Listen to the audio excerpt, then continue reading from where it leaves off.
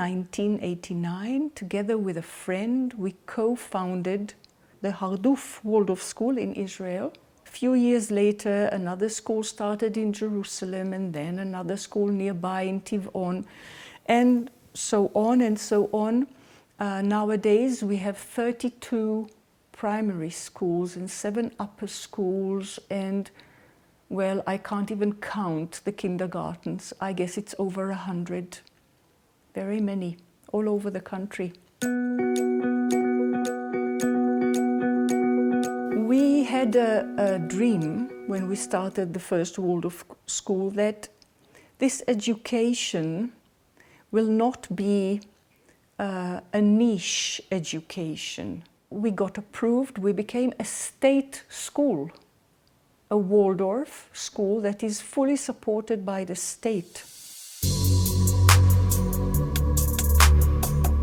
We were still able to practice the Waldorf curriculum.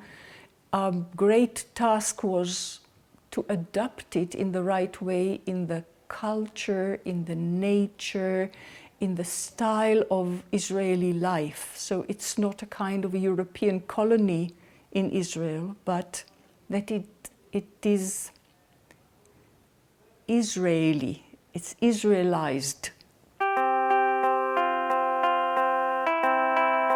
One of the schools that started is in an Arabic town, not far from where I live, nearby. And that school is a very special school because most children there are Muslims, and all teachers are, and they teach in Arabic. And it's a very special place. There are few kindergartens in Israel that are mixed kindergartens. So they are bilingual, they speak Arabic and Hebrew together, 2 kindergartens that I know. In my school, for instance, because it's in Galilee and it's pretty much mixed population, we have Arab children coming to our schools, either Muslim or Christian, and some Bedouin children coming to our school. And I hope this is a future or a light tower for other schools in the future. This is basically, it's a tragedy, what we live in, basically.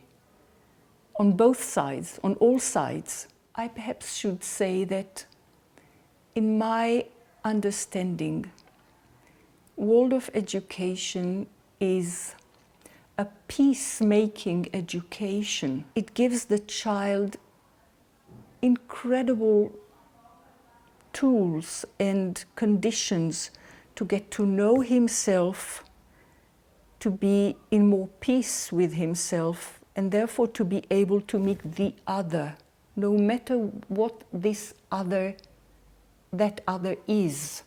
Children who go through this education, artistic education, creative education, education of the thinking and the will, they have better chances, I hope, for being able to meet the other, even if this other is the enemy. Your enemy probably will have a different narrative about reality. To be able to keep my story and correct it if needed, without losing my identity, and at the same time listen to another narrative that is another aspect of reality.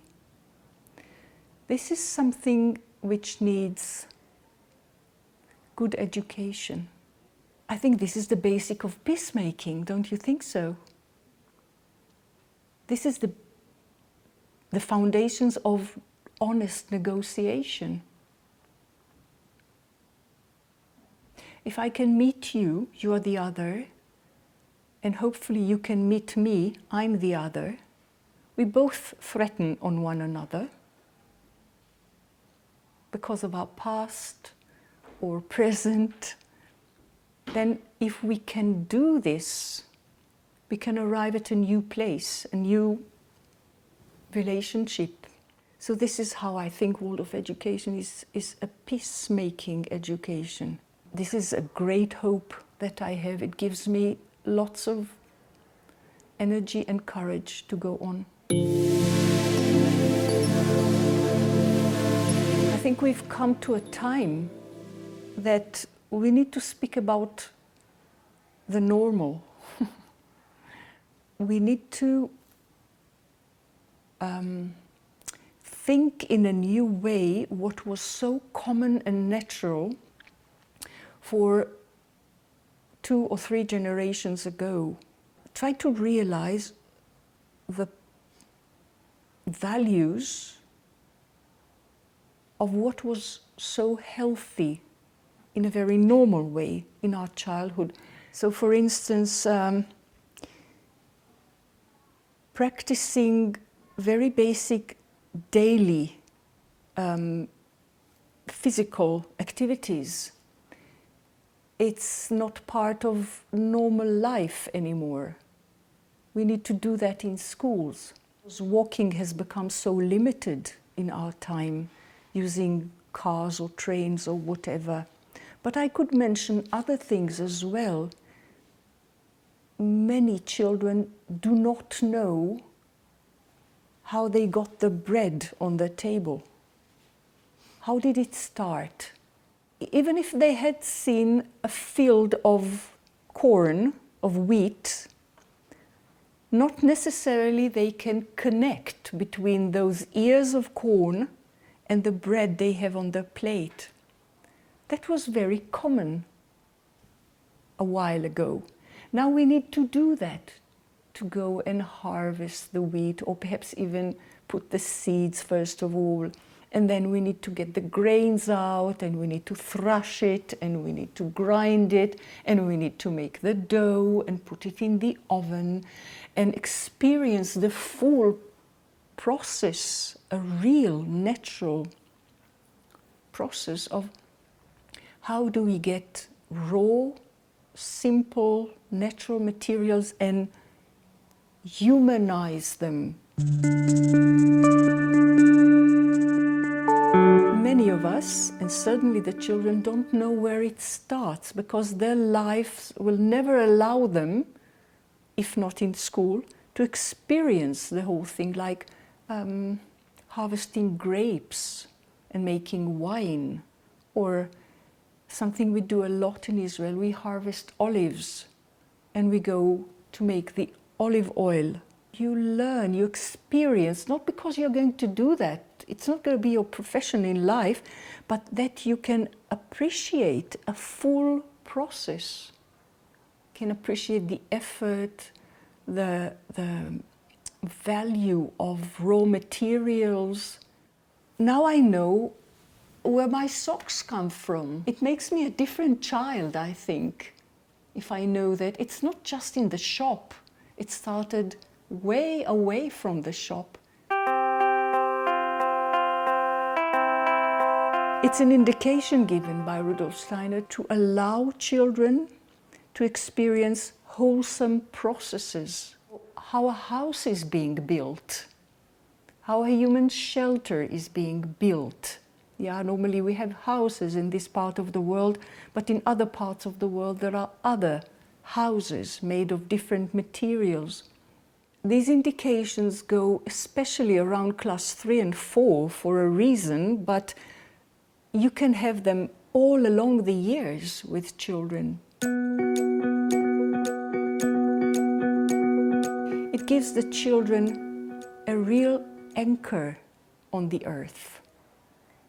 Yes, here on earth we can take the raw materials that the earth offers us and we can do something about it. We can better it with a lot of wisdom that was gained over history, over the generations, and get a good shelter to live in, and good clothes or proper food. And for that reason, and that's another aspect of that, for that reason we also need to collaborate. We need one another. You make my shoes, I bake your bread. It's a brotherhood that makes life here on earth possible. This is something very vital for children to experience.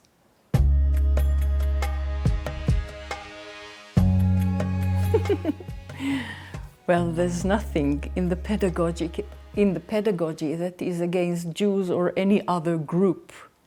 It's a human stream of education. It's a humanistic stream of education. Well, this is deep water. You realize that. What you've asked is deep water.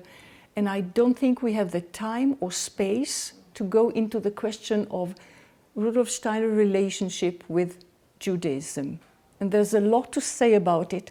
And what most people who are against Steiner and the issue and say he was a racist or whatever, they take few quotations from here and there, moments that he said this or that, and they make a whole cake out of it.